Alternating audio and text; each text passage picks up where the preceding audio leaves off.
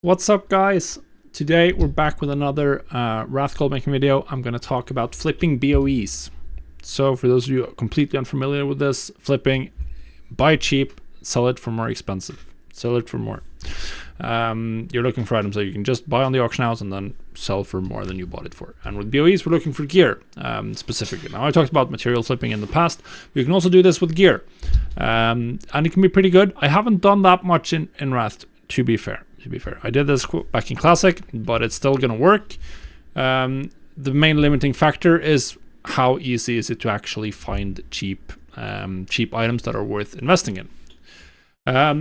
So the main thing you're looking for when you're looking to flip items is items that are either useful at max level or that are useful for people who are leveling or going from some level.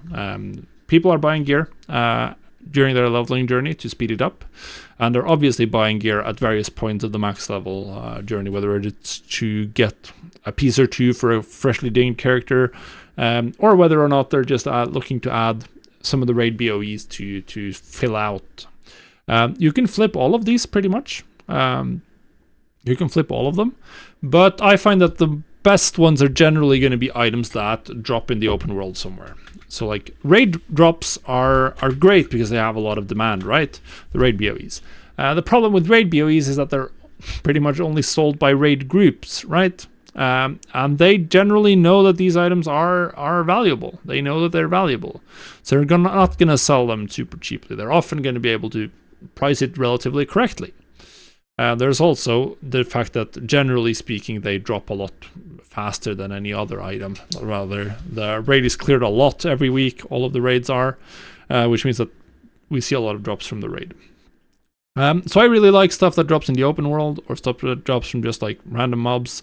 I think there's a lot of cool ones there. And I have some groups here which we can use to take a look at all of these.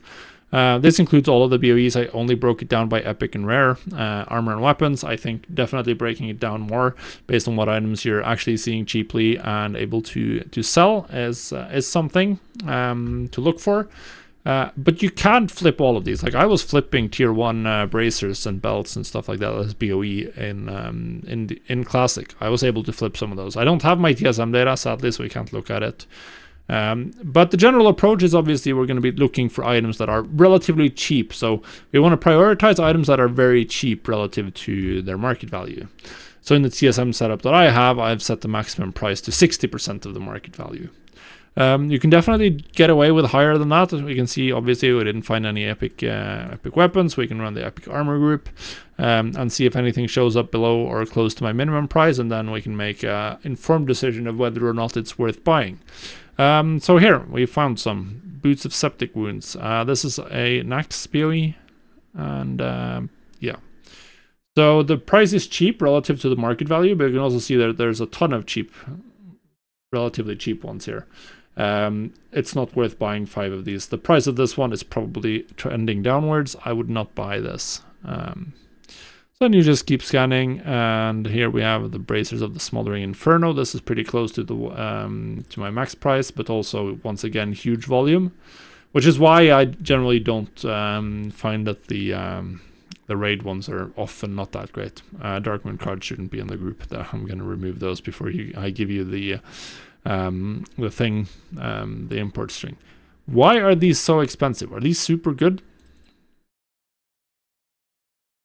5k region market value, 5k. I think the market value here seems very overpriced. I don't think you're going to be selling these for 11k, unless there's something Rogue Mains knows that I don't. So that's also something that's interesting. You can often make this work even without knowing a lot of the details about the items. But obviously, I wouldn't risk 5,000 gold on an item I was completely unsure of what you could sell for. But buying something for 40 gold, I mean, that's a no-brainer. We also have the rare group, obviously, and rare items. There are tons of ones. This group is just all of the rare items added with Wrath of the Lich King that are tradable on the auction house. So there's going to be a lot here. So this banner slicer could be interesting if people. It doesn't look like it has the best stats. Eleanor's Edge. is nice. Well, no one doubt people are leveling as daggers, so I guess that's why it's cheap. Yeah, that's what you do. You make a scan, you look for items that are relatively cheap, like this banner slicer. It's 46 gold. Market value has been 70 gold. The region market value is 85 gold. You can probably sell this for 85, 100 gold. It's going to take a while to sell. Region average daily sold 0.13, so that's about one sale every 8-9 days on average. Which isn't awful, but not fantastic either. So that's something you could have considered to buy. So that's it, really it. Look for items, buy them, post them to the auction house, and wait for them to sell. You can also do this with TBC and Classic BoEs. I already have groups for those. We have the TBC BoEs here. I think I have and here we have my old Classic BoEs. And there's a lot of pieces here that you could potentially sell for a profit, particularly if there are specific items that are used for farming sets or anything. I think you have the old Shadow Flame Shield, is it? That's used to be used in some AoE paladin farming sets. I'm not sure if that's a thing anymore, but that could be something that has value. Skull Flame Shield, is it? So yeah, this is a nice little market, and it can be very lucrative, but you are completely at the mercy of what's available on the auction house. Like, you have no way of knowing if there are good deals available when you do a scan. You just have to scan and see if there are any good deals, and then you have to make up your mind. Like, is this worth buying this Singing Crystal Axe? Is anyone gonna get this? Probably not. Are they gonna pay a lot for a Blade of Wizardry? I have no idea. But this one is very cheap compared to the rest of the auction house. So there's that. Start with items that are relatively cheap and not worth more than you're willing to lose, and then you can build on your knowledge from getting sales. Or you see what items you bought that sold, which items you bought that stuck around in your inventory for half a year, and then try to figure out which niches are the ones that sell well on your realm, and what items types, what usage niches, whether it's leveling gear, whether it's max level gear, whether it's entry level alt gearing, and focus on that. And then yeah, good luck.